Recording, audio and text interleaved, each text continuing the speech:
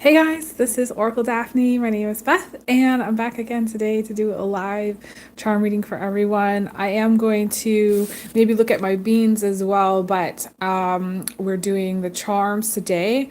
I always feel like when I need to get back into my flow, I do a charm reading.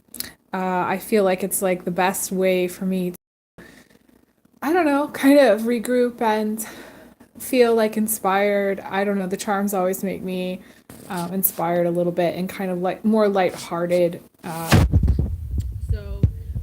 I do want to check my audio really quick before we get started. Okay, awesome. For those of you who are new, my name is Beth, but my channel is Oracle Daphne, and I do private readings. I offer charm readings, but I offer 30-minute readings as well as 45-minute readings. All of that information is on my website, and I do accept donations, so you're more than welcome to check out the links to my donations in the description box. And yeah, I am partnering with Jackery. I keep forgetting to mention that, but they do solar power generators. If you want to check them out, they're also in the description box. And today we're looking at, I pulled some charms just to get a good thumbnail. And these are the charms that we're looking at right now. I may pull some more, and I've got some beans right here to look at as well. But the beans are kind of new. And for those of you who have watched me for a while, like I didn't start really looking at beans until recently. So it's really new. But I love to look at the charms and see what I get. So I'm just going to look at them really quickly here. Camera's in pretty good focus. I want to first talk about this puzzle piece here. That's, to me, it's obviously not a charm, but the puzzle piece, represents how things, aren't necessarily making sense to you right now, or or within relationships at this time.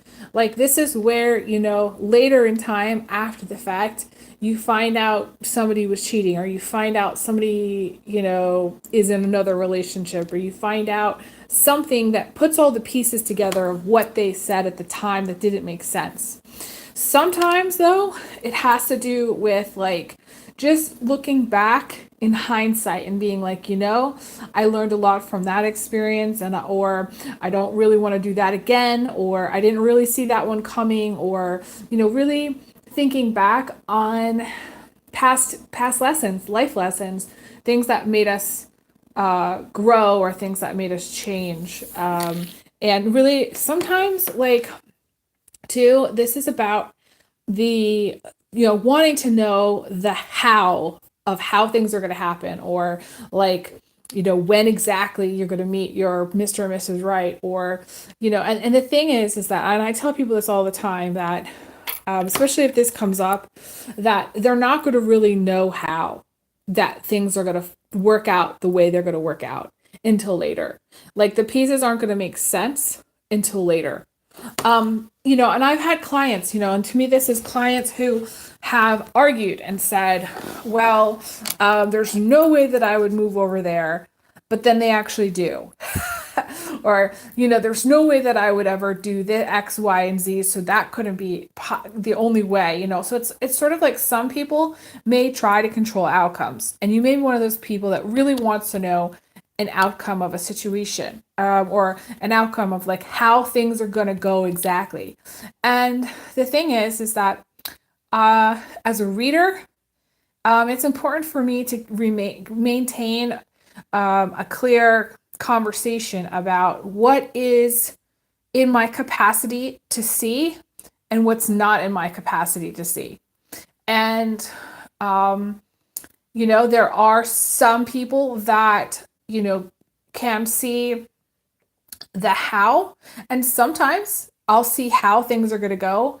But the thing is most of the time, if I do see it, people aren't necessarily going to like the how of how I see it, because they're not they're not really expecting it, or it's something that, you know, the universe is kind of saving for later.